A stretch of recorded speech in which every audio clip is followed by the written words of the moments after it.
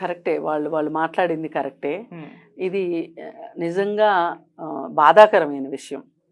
ఇప్పుడు కులోన్మాద హత్యలు జరుగుతున్నాయి. ఇప్పుడు ఇవాళే ఒకటి పెద్దపల్లిలో జరిగింది.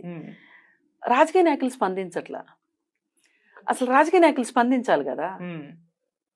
ఎందుకు స్పందించరు వీళ్ళు అంటే వీళ్ళకి కావాల్సింది ఏంటంటే అక్కడ చనిపోయింది ఓ తక్కువ కులం అతను. అతను చనిపోతే ఏంటి? క్రిస్టియన్ మతం. ఇది మన దేశం మతం కాదు. మన దేశంలో పుట్టలేదు ఈ మతం, ఎక్కడి నుంచో వచ్చింది. ఇలా ఆలోచిస్తున్నారు. మరి అలాంటప్పుడు అమెరికాలో మన దేశం వాళ్ళకి ఏదైనా అన్యాయం జరిగితే మనం ఎందుకు అంత గొంతెత్తి మాట్లాడతాం? మాట్లాడకూడదు కదా. అక్కడ వాళ్ళ దేశం కదా అది. వాళ్ళ దేశంలో వాళ్ళకి నచ్చినట్టు చేస్తారు కదా. ఒక ఇంటర్నేషనల్ ఆమ్నెస్టీ ఎందుకు ఉన్నట్లు, అంతర్జాతీయ మానవ హక్కుల సంఘాలు ఎందుకు ఉన్నట్లు, ఐక్యరాజ్య సమితి ఎందుకు ఉన్నట్లు, మనకి ఏదైనా నష్టం జరిగితే ఇప్పుడు అంతర్జాతీయంగా ఏదైనా జరిగితే మనం అంతర్జాతీయ కోర్టులకు వెళ్తాం కదా, ఇంటర్నేషనల్ కోర్టుకి వెళ్తాం కదా, మనం ఐక్యరాజ్య సమితిలో పెడతాం కదా.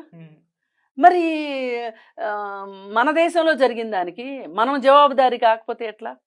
పవన్ కళ్యాణ్ స్పందించకపోవడం 100% తప్పు. ఇక్కడ మామూలుగా అనిత మీద మాట్లాడడానికో, లేకపోతే ఇంకొకళ్ళ మీద తిరుపతిలో లడ్డూల గురించి మాట్లాడడానికో, లేకపోతే అక్కడ ఈవో సరిగా లేడనో మాట్లాడడానికో వచ్చిన నోరు దీన్ని ఖండించడానికి ఎందుకు రావట్లేదు?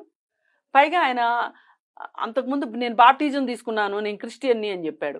మళ్ళీ మొన్నేమో నేను సనాతనవాదిని, సనాతన్ని అని చెప్పి పెద్ద గొంతేసుకుని అరిశాడు. ఎవరి మెప్పు పొందటానికి? ఇందాక గులాం నబీ ఆజాద్ మాట్లాడిన దానికి ఇప్పుడు వీళ్ళు మాట్లాడిన దానికి వీళ్ళు చేస్తున్న దానికి తేడా ఏముంది చెప్పండి? ఇది రాజకీయం చేయొద్దు అంటున్నా నేను. ఓకే, ఈ రాజకీయం చేస్తే ప్రజలు కొట్టుకు చేస్తారు. ప్రజలు మీకేం పోయింది? మీరు పెద్ద పెద్ద భవంతుల్లో ఉంటారు, మీకు రక్షణ చర్యలు ఉంటాయి, మీకు మిమ్మల్ని కాపాడడానికి పోలీసులు ఉంటారు ప్రజాధనంతో. కానీ మీరు పెట్టిన చిచ్చు ఆరదు కదా.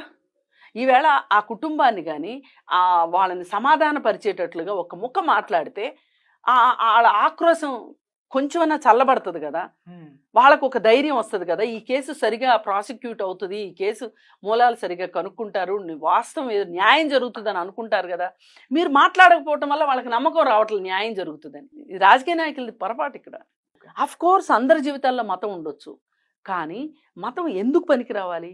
ఆత్మ లేని వాళ్ళకి ఆత్మ, విశ్వాసం లేని వాళ్ళకి విశ్వాసం, నమ్మకం లేని వాళ్ళకి నమ్మకం, మనశ్శాంతి లేని వాళ్ళకి మనశ్శాంతి.